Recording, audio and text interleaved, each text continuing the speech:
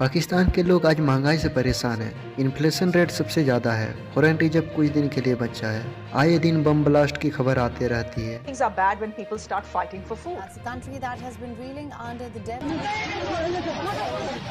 Country को चलाने के लिए IMF भी लोन देने के लिए कड़ी शर्त रख रहा है। बोले तो पाकिस्तान भी श्रीलंका की तरह बैंकक्रप्ट की ओर जा रहा है और लोन न मिलने पर पाकिस्तान की इकोनॉमी कोलैप्स भी कर सकती है।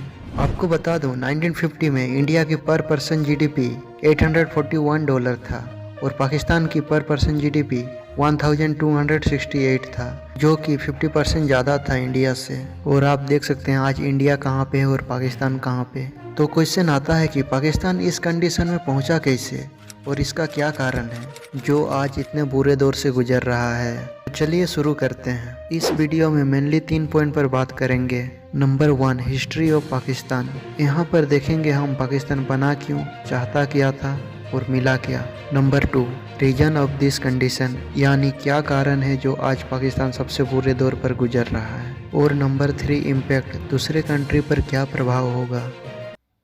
Number 1, history of Pakistan. 1857 Bharat का पहला स्वतंत्रता संग्राम 10 मई 1857 को मेरठ के एक सिपाही विद्रोह के रूप में शुरू होता है। लगभग 30 साल बाद इंडियन नेशनल कांग्रेस का गठन किया गया, जिसमें ज़्यादातर मेंबर हिंदू थे और जो मुस्लिम लीडर थे उन्हें यह लगने लगा कि मुस्लिम कम्युनिटी का जो डिमांड है वह कांग्रेस फुलफिल नहीं कर सकती। इसलिए 1906 में ऑल इंडिया मुस्लिम लीग के गठन किया गया और आप कह सकते हैं यही इनिशियल स्टेप है पाकिस्तान बनने का। 1913 में मोहम्मद अली जिन्ना, जिन्हें फादर ऑफ पाकिस्तान कहा जाता है, उन्होंने मुस्लिम लीग ज्वाइन किया। 1916 में लखनऊ पैक्ट के नाम से कांग्रेस और मुस्लिम लीग के बीच एक एग्रीमेंट साइन होता है, जिसमें डिसीजन लिया जाता है कि अंग्रेज के खिलाफ एक साथ लड़ेंगे और एक देश का डिमांड होगा। परंतु 1930 में मुस्लिम लीग के कुछ लीडर मोहम्मद इकबाल आदि ने कहने लगे कि हमें एक इंडिपेंडेंट इस्लामिक स्टेट चाहिए और 1940 में लाहौर रेजोल्यूशन में मुस्लिम लीग ने ऑफिशियली पाकिस्तान की डिमांड की है ब्रिटिश सरकार से। 1940 से 1947 के बीच में मोहम्मद अली जिन्ना प्रोएक्टिव लीडर रहे और हर जगह इस्लामिक स्टेट पाकिस्तान की डिमांड किए और 1947 में जब माउंट बैटल प्लान किया गया तो उस समय डिसीजन हो गया कि 2 देश बनाया जाएगा। इस तरह 15 अगस्त 1947 में इस्लामिक स्टेट पाकिस्तान बनाया गया। इतिहास से हमें ये पता चला कि पाकिस्तान को इस्लाम के नाम पे एक इस्लामिक देश बनाया गया। आज़ादी से अब तक पाकिस्तान हर इंटरनेशनल प्लेटफॉर्म में मुस्लिम की बात करता रहा। पाकिस्तान खुद को मुस्लिम का लीडर कंट्री कहता है। पाकिस्तान को लोन और डेवलपमेंट एड मिलता रहा, परंतु करप्शन के कारण देश की डेवलपमेंट नहीं हुई। इसी कारण आज ज़्यादातर देश पाकिस्तान पर विश्वास नहीं करता और आज मुस्लिम देश भी पाकिस्तान को इग्नोर करता है और उसे न मुस्लिम देश से न IMF से लोन मिल पा रहा है। इसी कारण पाकिस्तान की हालत आज इतनी ख़राब है। Number 2, reason of this condition. Pakistan का आज इस कंडीशन में होना बहुत सारे रीजन हैं, जैसे political unstability, country divide into 2 part, import is greater than export, climate disaster. एक एक कर हर पॉइंट में बात करेंगे। पॉलिटिकल अनस्टेबिलिटी, अगर किसी देश में बार बार पॉलिटिकल इंस्टेबिलिटी हो तो उस देश की इकोनॉमिक ग्रोथ पर नेगेटिव इम्पैक्ट पड़ता है, जिससे देश की डेवलपमेंट पर असर होता है, क्योंकि उस देश की प्रोजेक्ट पर दूसरे कंपनी या देश कम इन्वेस्ट करती है।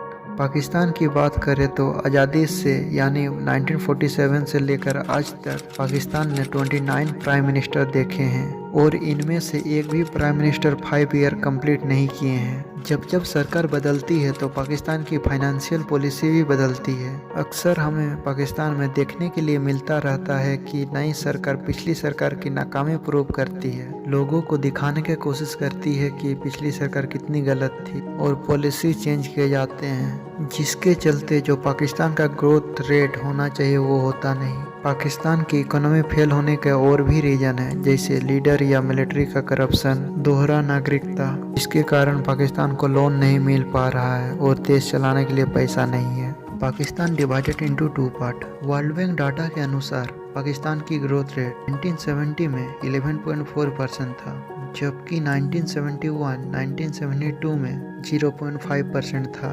1972 के बाद भी पाकिस्तान की ग्रोथ रेट ज़्यादातर साल 5% से कम रहा और 2020 में तो -1.5 रहा। ऐसा हुआ क्यों? दरअसल 1971 से पहले बांग्लादेश भी पाकिस्तान का पार्ट था, जिसे ईस्ट पाकिस्तान के नाम से जानते थे। 1971 पाकिस्तान की गलत नीतियों ने पाकिस्तान को दो टुकड़े कर दिए और बांग्लादेश बना। इसके चलते पाकिस्तान की इकोनॉमी डाउनफॉल देखने के लिए मिला, क्योंकि पाकिस्तान की कमाई ईस्ट पाकिस्तान यानी बांग्लादेश से होती थी।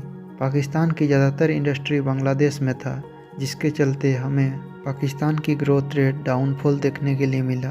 बांग्लादेश अलग होने के बाद पाकिस्तान को जिस रफ्तार से इंडस्ट्रियलाइजेशन करना चाहिए वो हुआ नहीं, जिससे बेरोजगारी बढ़ने लगी। 1950 में पाकिस्तान IMF का मेंबर बन चुका था। IMF यानी इंटरनेशनल मॉनेटरी फंड, जो कि एक इंटरनेशनल बैंक है, दूसरों देशों की अर्थव्यवस्था सुधारने के लिए लोन देती है। पाकिस्तान देश चलाने के लिए आज तक 20 से ज़्यादा बार IMF से लोन ले चुका है और IMF का पैसा प्लस इंटरेस्ट चुकाने के लिए दूसरों देशों से लोन लेकर IMF को पे करता है। इसी तरह पाकिस्तान की लाइफ साइकिल चलता है। आने वाले 2 से 3 महीने में पाकिस्तान को $8 बिलियन का कर्ज चुकाना है और पाकिस्तान का फॉरेन रिजर्व में लगभग $3 बिलियन बचा है, जिसे चुकाने के लिए पाकिस्तान के पास एक ही रास्ता है और लोन लेना। Import is greater than export. Pakistan की जनवरी 2023 का इम्पोर्ट 1.1 बिलियन और एक्सपोर्ट 0.03 बिलियन था। इसे इस तरह समझ सकते हैं, आप देख सकते हैं सितंबर में पाकिस्तान की एक्सपोर्ट $2.39 बिलियन था, यानी पाकिस्तान दूसरे देश को $2.39 बिलियन का सामान बेचा। और सितंबर में पाकिस्तान की इंपोर्ट $5.27 बिलियन था, यानी पाकिस्तान दूसरों देशों से $5.27 बिलियन का सामान खरीदा। पाकिस्तान जितना दूसरे देशों को सामान बेचता नहीं, उससे ज़्यादा दूसरे देशों से सामान खरीदता है।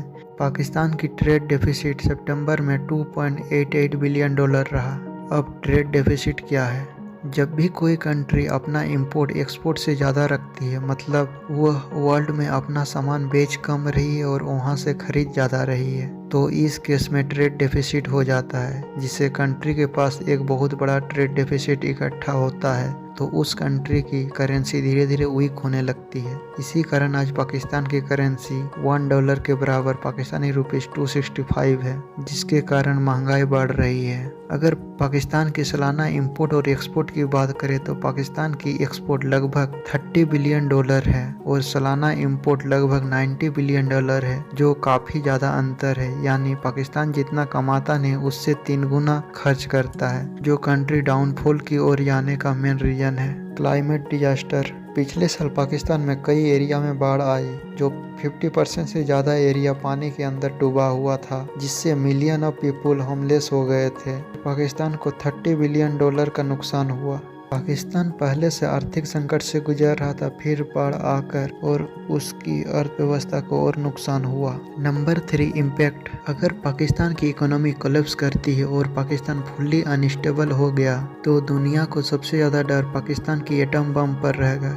कहीं एटम बम पाकिस्तान की आतंकियों के हाथ न लग जाए।